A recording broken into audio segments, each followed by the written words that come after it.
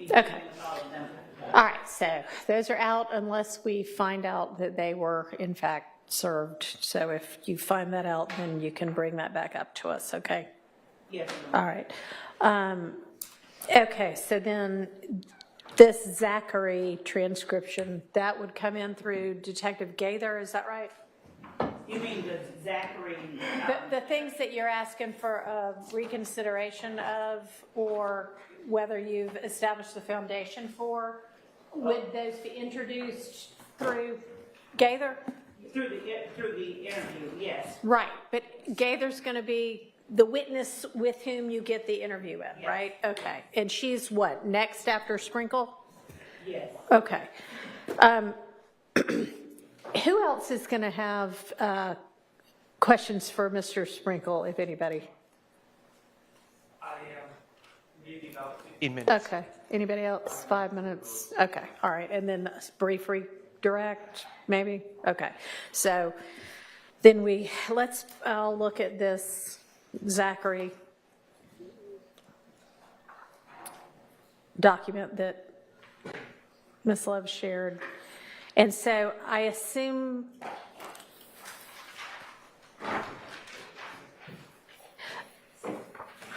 I'm assuming if you've included it in this document that you think there is a basis on which it should come in now. Some of them I can tell it was a foundation issue before.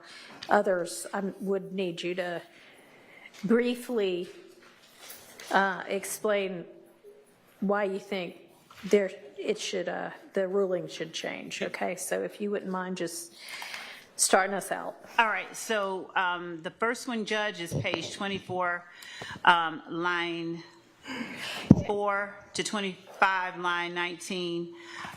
What was requested was the conversation regarding Philo, Philo and D.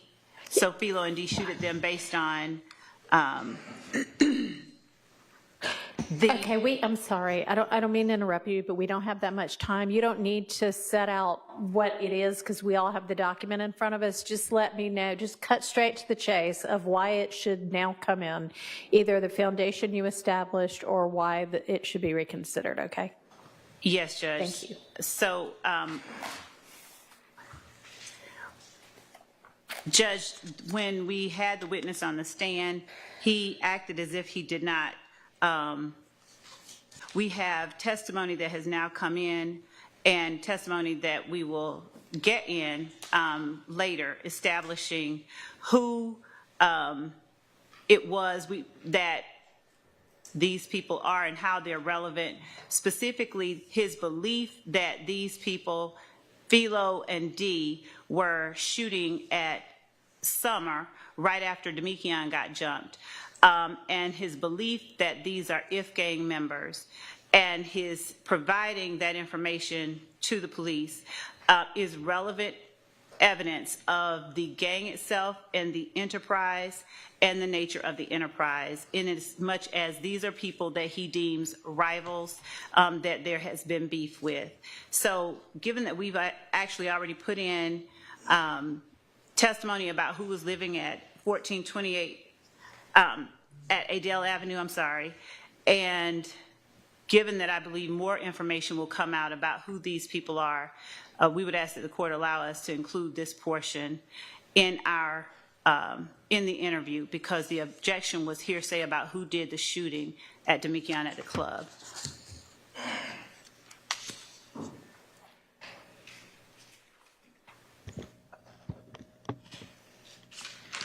I'm so confused. Isn't it still hearsay? No, Your Honor. How is it not still Well, hearsay? One, because he's telling investigators. Based on what she told him. Right, and his actions, in as much as he reacts and responds based on that, and these are rival gang members, the fact that he is reacting to actions taken by rival gang members go to prove one of the elements, or more than one of the elements, of the crimes on our indictment. So you want in those lines that you set forth, which are hearsay. So I don't see how you have presented any kind of an exception It's, that would It's let not- this portion in. it's not offered. The fact that the truth of the matter is that Philo and Dee shot at Summer. I'm not saying that they shot at Summer. His belief that they shot at Summer is what is important. And the reaction, his, Moontunk's, and the other people that he apprised police participated in this shooting, their actions as a result of their belief that these people shot at Summer is what is pertinent. So the effect that these words had on them and what it made them do is what is important. Whether Philo and Dee shot at them, in fact, is not what we're asserting and not what we're offering it to prove. Okay, any defense response? Specifically to this this situation, I do agree with the court that this is hearsay, but just procedurally, Your Honor, regarding all of these matters, we previously litigated this. I remember when we litigated this, I said, if the state wants to get into some of these things, they're going to have to lay a foundation and outside the presence of the jury. And that was what was discussed. We were going to have to talk to him and see how he knows some of this Right. stuff. And no one did any of that. Right. And so now he's not on the stand. So we avoided all these issues. Now he's not on the stand anymore. And now the state wants to relitigate this and get into these issues, which I believe are rightfully have been ruled inadmissible. But beyond that, we don't have the ability to ask him those questions anymore. Well, I assume for some of the foundational ones, Ms. Love must think that a foundation was laid, but I guess we'll get to that when we get to it. But she thinks that there's something about what he testified to that merits reconsideration. So, I mean, I'll listen to what that is. Your Honor, 1428 Adele Avenue is where the mother of these Yeah. two people live. I remember. And so in as much as they're shooting up these people in his mother's house because he believes that these rival gang members shot at his girlfriend, we believe that there's an exception. He testified that he personally shot at these people. There are inconsistent statements that are further in, but as to this part, he testified that he shot at Adele Avenue. Right. He But- did. Because of what information he provided to the police at the time that he interviewed with them in August, and because of what information we have from witnesses regarding the fact that there are more than there's other people on scene shooting that he's not wanting to say, and his not giving that information on the stand should allow us to not only put this information specifically about who was shooting at Summer in for its effect on him, but subsequent statements that he makes that are inconsistent with and contradicts what he testified about on the stand. So are you now offering this as a prior inconsistent statement, or are you offering it as not hearsay, or what? I don't believe it's hearsay. I do believe that it is a prior inconsistent statement. What he told the police, as it was pointed out so many times while I confronted him with the facts, he said he didn't remember what he told them. He told them he lied. All of that makes what he told the police a prior inconsistent statement. So all of those apply. I believe that these statements also contradict some of what he testified about on the stand. All right, I'm not going to reconsider my ruling on that first one. All right, this next one that's page 55, what is it that you want in on that? And why? I'm, again, just a little confused about what it is that you think has changed. You mean page 48? The next one you have is number 6, page 55, line 17 to page 57, line 7. Okay. I'm looking at the I'm looking. bottom of first page of the document that you provided. I have it, Judge. Page.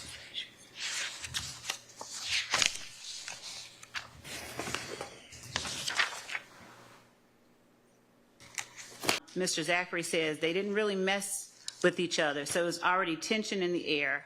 But until that boy Yak, that boy that hang with Thug, had gotten into it with MDC, and I had helped him fight in the club, he is saying that that is part of what spurred on this antagonism between the two groups. Later in this interview, he talks about how the Woody jump on January the 6th wasn't what precipitated the rivalry between the two groups, and that in fact it had started about a month earlier. And what he is saying here, Judge, actually explains part of the reason that there is this antagonism. We are disproving some of the facts that this witness testified to, and we are showing the contradiction between what he testified to and what he stated previously. All right, I can't follow you.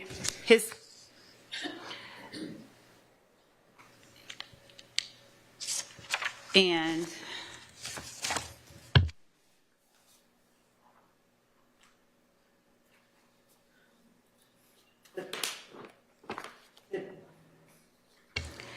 the court ruled that this was bad character evidence about Kendrick.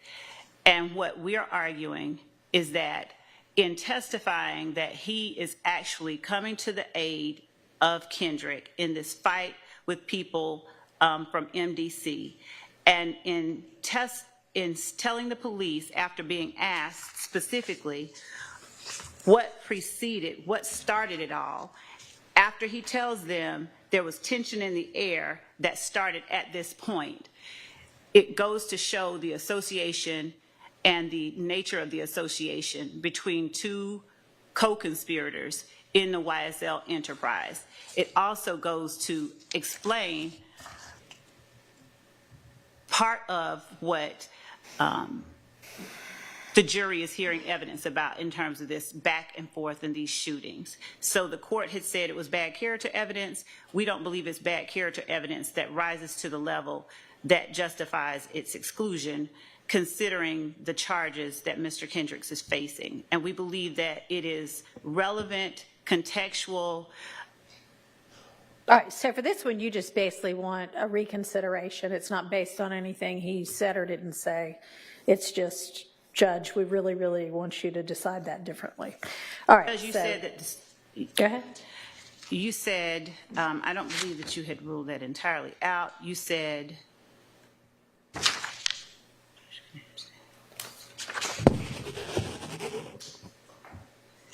that you conditioned that the state could point out that Zachary defends Kendrick but didn't want it line by line. And I believe that line by line is important when looking at the entirety of what he's saying. He's talking about a rival gang member and how Well, he's actually, according to him, not talking about a rival gang member. He asks, they're not, he basically says, no, they're not really if gang, they're just themselves. No, Okay. Judge, Yes. he says right after that, talking about All right, I'm not reconsidering. My ruling stays the same on that one. All right, this one about the next one that you label number 11, I assume it's the 3 sentences in red that you think now should come in, is that right? Yes, Judge. Okay, and what has changed such that you think that should now come in? Carefully reviewing and listening to what he says in the interview and reviewing it based on what was argued in the hearing. Specifically,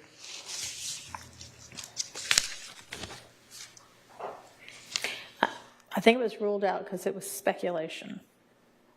That's correct. actually, Judge, this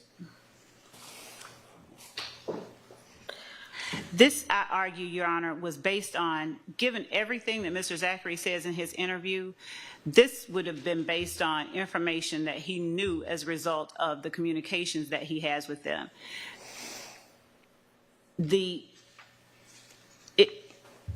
It's not, I don't think that it's speculation. I also think that it directly contradicts what he told the jury.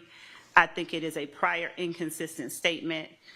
And given what he tried to present to the jury in the form of his testimony, I believe that it's admissible for those reasons. All right, if you're going to say it directly contradicts what he told the jury, I mean, he testified for several days, I think, as well. So what specifically? He said he lied to the police. He said that he was asked on cross-examination, I believe, about his belief with respect to who killed Donovan Thomas. Mm-hmm. He also talked in the interview about his interactions with all of the people that he said talked to him about the murder.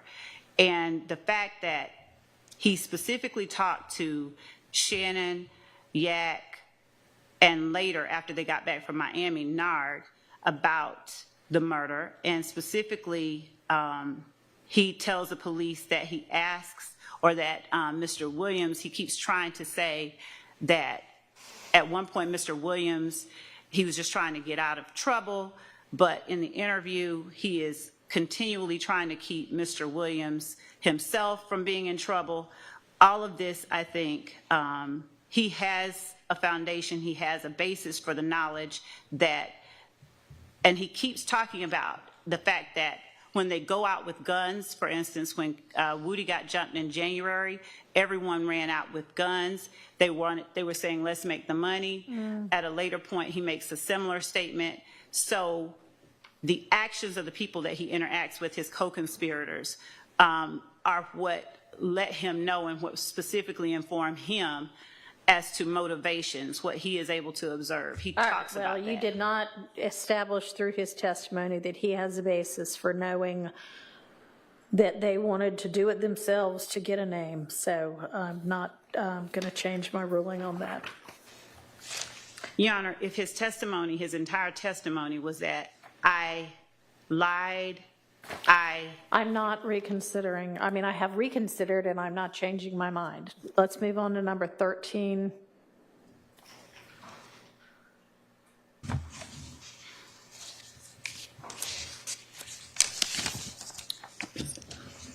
Here.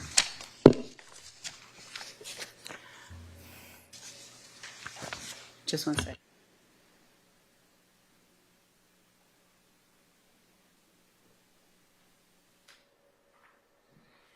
So, Judge, this is actually him specifically talking about Nard telling him that Woody was going to fold. Mm-hmm. This is classic co-conspirator statements. Also, the court said we needed to establish that Zachary knows the why, and reading specifically what he said, he's going to tell on us. He asks what, and Nard says about the nut situation, and him telling him that he believes that Woody won't fold. He doesn't just say that's why Thug stopped messing with him because he thought he was going to fold. He says that Thug didn't know afterwards, and he also says that he specifically says that Thug asked why did they do it, and once they were made aware, Thug was made aware that allegedly Nut had said whoop and given the green light, he was seemingly okay with it. We believe that the interview itself gives context as to how he was able to speak on why and what he observed with respect to Jeffrey Williams and Kenneth Copeland.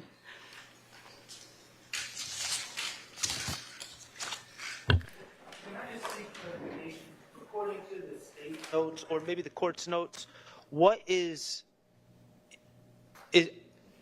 all this previously ruled inadmissible and the state's seeking to admit it, or is there a part of this that was, because there's no color coding. I just want to make sure I'm on the same page.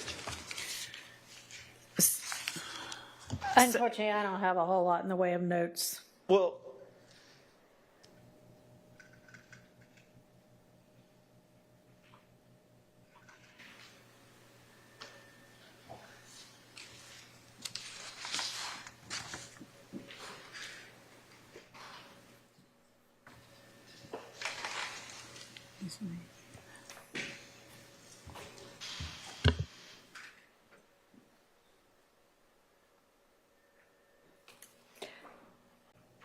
are only as good as the person that takes them.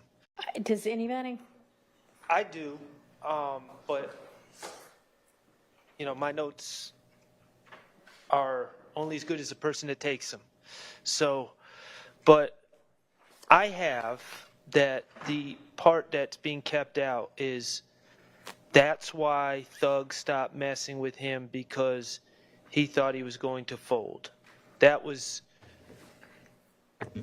the part that was coming out because, and it was out unless a foundation for his knowledge, Quindarius's knowledge of what Jeffrey thought. Right, okay, that's my recollection. Right. It's just that bit, not the conversation beforehand. Correct. Yeah. So, Ms. Love, what has now established that he had a foundation for knowing why Thug stopped messing with him? He talked about the number of times that he was at Defendant Williams' condo, the amount of time he spent around him. I think that anyone that goes to anybody's house visits as often as he testified that he did, and has known someone as long as he said that he has known Defendant Williams, has established a foundation for being able to testify that someone stopped messing with another person for a particular reason. Okay, so that's insufficient, so that ruling stays the same as well. All right, next is number 15, and it's the two Part of what in green. The two in green are what the court kept in. I don't, with respect to the part that the court kept out, it strikes me, given that Kelvin Treadwell is an alleged co-conspirator. He is not only alleged to have been someone that took the guns and the vehicle, based on what Mr. Zachary told the police, away from the scene or away from, to secret it away from authorities. He's also the person that called Demise McMullen back to shoot at All right, Dexter. the first part is about selling drugs. So one of the portions of the reason for the conspiracy existing here in this case is that they sell drugs and narcotics to further their enterprise. The indictment, the language of the indictment, and other acts that we have shown specifically about the use of drugs, the sale of drugs, and how it is one of the... Let's not make the same arguments that have already been ruled on. What is it about the testimony that we heard from Mr. Zachary that should change the ruling on this? Well, Your Honor, I think that the court ruled that it was irrelevant, the discussion of Bentley selling drugs. And I think that the court said that it did not know whether Bentley sold drugs to the benefit or for the benefit of YSL. Yeah. But I believe that the court has also heard evidence, and this was something that was not presented as an argument, that in the Dexter Montgomery shooting, when Walter Murphy went back, or when he was called along with Demise McMullen to come and defend Kelvin Treadwell or O.G. Bentley, that he came from the spot, that it was, they kept guns at the spot, at the trap spot, and that this was O.G. Bentley's spot. Mm-hmm. And given that we believe that this is just pertinent information, given everything else that Quindarius Zachary said in his interview to the police about Kelvin Treadwell, about the drugs. I'm not going to change my ruling on that. And with regard to the second part of it is clearly still total speculation. That when we move on to what happened to the car. It's only, and actually, Your Honor, I should have been clearer. It is only the portion about the guns, the drugs that Kelvin Treadwell sells that Mr. Zachary told the police about that we were trying to get in, not the part about whether or not Nard wrecked. Okay, well, I was moving on to that part, so I'm not changing my ruling on the first part, and you didn't even want the second part, so, okay. So, Your Honor, with respect to the court's rulings on all of these matters, mm-hmm. Given the testimony that Quindarius Zachary gave, is it that when he said he doesn't remember, was a hostile witness to the state and gave pertinent, relevant information to help prove the state's case in the interview, is it that because he won't say that on the stand that the court is keeping this information out? No, ma'am. It's for the reasons that the ruling was based on before. Let's move on to number 16. And what is it about this that now you think should come in, and why? All of it?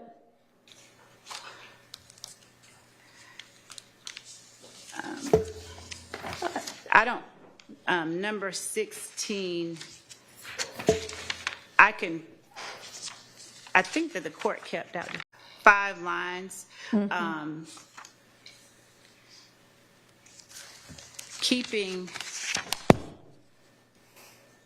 The court only said that you wanted us to bring this up with you before we get into it.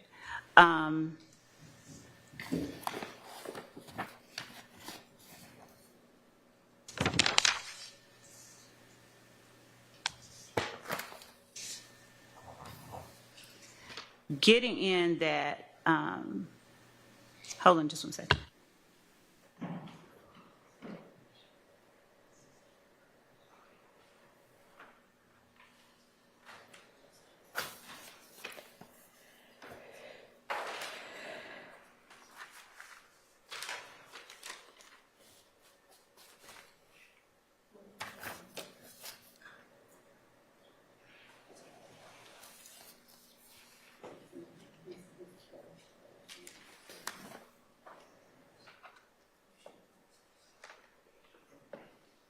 Judge, I want to make sure that I'm clear. The fact that Treadwell was Thug's road manager, that's not part of what the court took out, correct?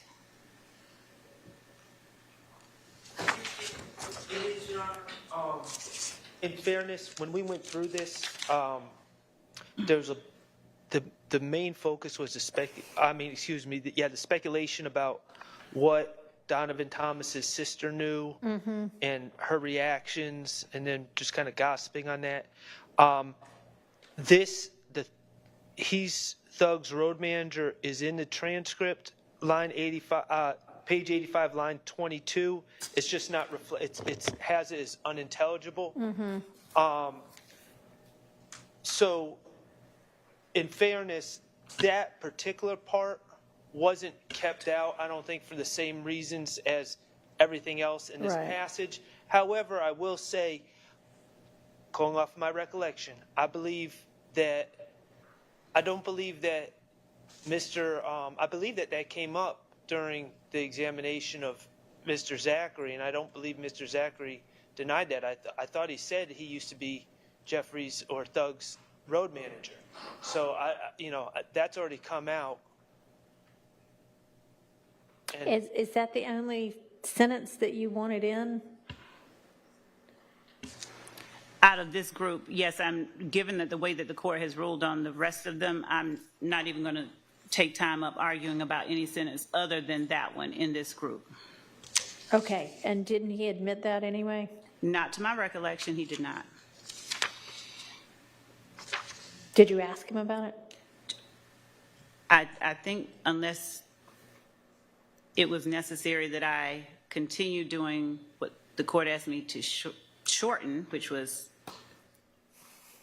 confront him with every single line in his interview, that his saying he didn't know, he lied, he's high every time the state asked him a question, and the court found that at the time he was testifying that we had gotten out enough to play the entire interview. I believe that that situation hasn't changed. So I believe that this is information that contradicts and is a prior inconsistent statement to his trial testimony.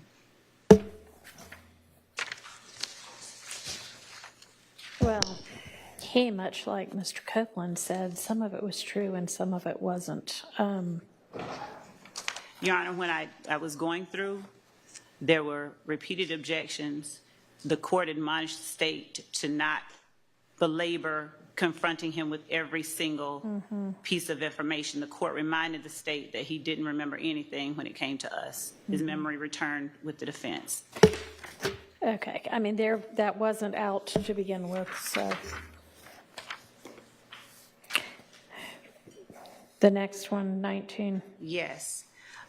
So on cross-examination, we had originally said, okay, this is out. On cross-examination, and since this hearing, defense has continually asserted and made efforts to show that Kenneth Copeland was the person that, in fact, did this murder, I believe. They even went so far as to ask Mr. Zachary about his belief as it relates to Kenneth Copeland in committing the murder. We think that given the doors that have been opened since this hearing and through Mr. Zachary's testimony, that Mr. Zachary's statements and what police believed and how and why police believe what they did are relevant and pertinent in this trial, that the pertinent information that the jury should be entitled to hear. Your Honor, this line, my understanding and belief is that Investigator Dennis is the one saying this. That's and talking about how the streets had already convicted Woody and the rest. I have no idea what Investigator Dennis said during an interrogation when he's asserting facts or alleged facts would be admissible, his out-of-court statement. It's not coming in. The fact that he might be saying that in an interview does not mean it's anything that was the actual official position of the investigation. The one that you number 20. So, Your Honor, as it relates to Antrevia Smith and who shot up her house, Yeah, it was hearsay before. we're not asserting that Quindarius Zachary says they say Kel and them we're not asserting that Kel and them shot up the house. We actually believe that Kelvin Watts was in the house. So in as much as hearsay is statements out of court that are asserted for the truth of the matter being asserted, we're not offering it for the truth of what Quindarius Zachary says. He's trying, we believe, to take attention away from YSL by saying Kel, the rival gang, shot at Antrevia's house. We have evidence that Quindarius Zachary and Antonio Sledge made a video threatening Kelvin Watts after, and that Antrevia Smith gave that video to the police after her house was shot up. We have evidence that her back door was open, so there is circumstantial evidence from which the jury could infer that they were in fact there at the house. Given that we're not offering it for the truth of the matter asserted, and given the testimony that has come out, and given that Quindarius Zachary trying to protect members of YSL for something that the jury could reasonably infer that they actually did, we'd ask that the court allow us to put up that information in the interview. All right, that's still out. I'm not changing my mind on that.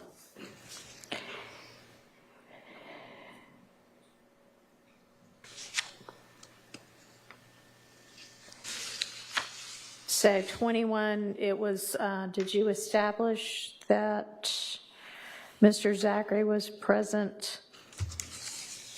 Actually, Judge, what I think that we did not argue and the court did not have, was not made privy to, is the fact that Mr. Zachary said that they,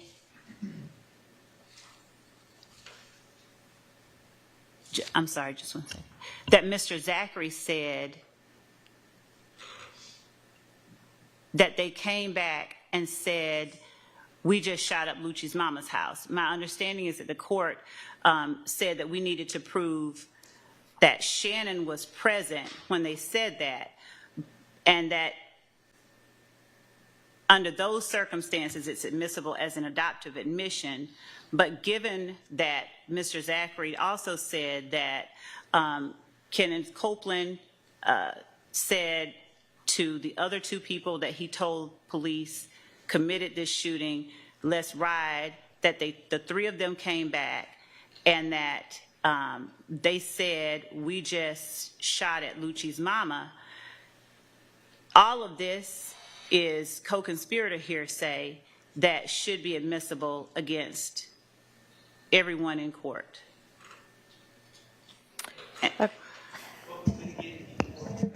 And Your Honor, if the court is really not going to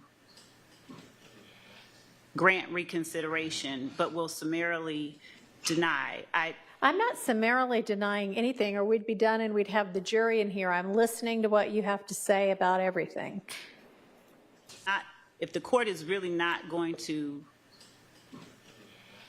grant reconsideration, but will summarily deny, I'm not summarily denying anything, or we'd be done and we'd have the jury in here. I'm listening to what you have to say about everything. This is a co-conspirator statement that proves elements in this of the offenses charged in this indictment. We'd ask that the court reconsider and allow the state to put in evidence that All right, so what, did you establish that Mr. Stillwell was present when Copeland said, we did it? I believe that circumstantially, the jury can infer based on what he actually says in the interview. Okay, so no, then that won't be changed either. And Your Honor, Yes, ma'am. it's You can argue circumstantially anything, but this statement, this part of the statement's not going to come in.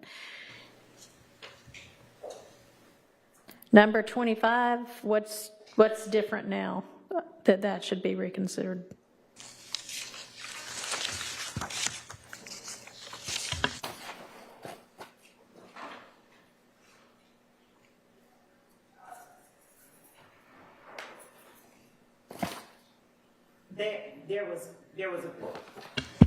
there was, I think, a specific cross-examination question about Mr. Zachary's opinion regarding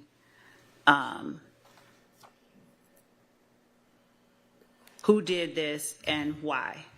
And I think, again, given what information has come out before the jury, Mr. Zachary has shown himself willing and wanting to protect the people he gave previous statements about.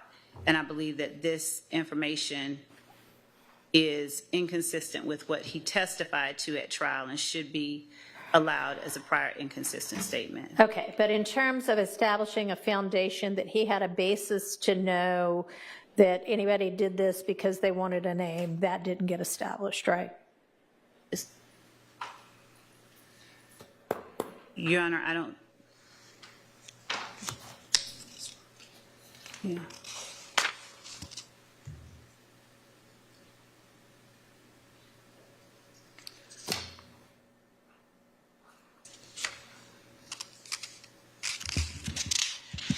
Your Honor, so is the court unwilling to consider what was said in the actual interview as I already establishing? considered what was in the actual interview as establishing or not establishing, and I made my ruling. So if nothing in the testimony developed that foundation, then the ruling stays the same. So that would take care of number 29.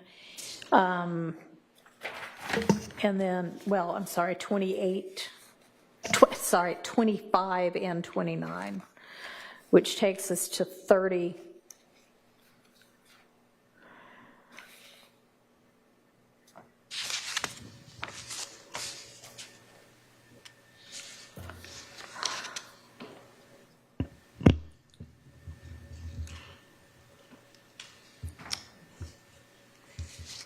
I don't recall hearing anything that, can you offer anything that should change the ruling on that? Considering he denied everything he told them previously, I don't believe I can. Okay. And then what's 32? Judge, I'm not asking for any more reconsideration. Thank Okay. you. All right. Okay, let's get Mr. Sprinkle back and the jury out.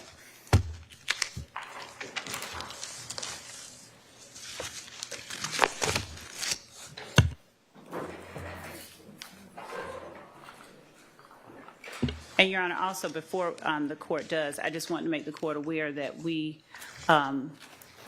did make efforts to get this video extracted and not pixelated, and it's going to be pixelated unless it's played through evidence reviewer, so we will be having to play it through evidence reviewer. We were not able to get a way to play an evidence reviewer video cleanly and plainly without evidence reviewer itself.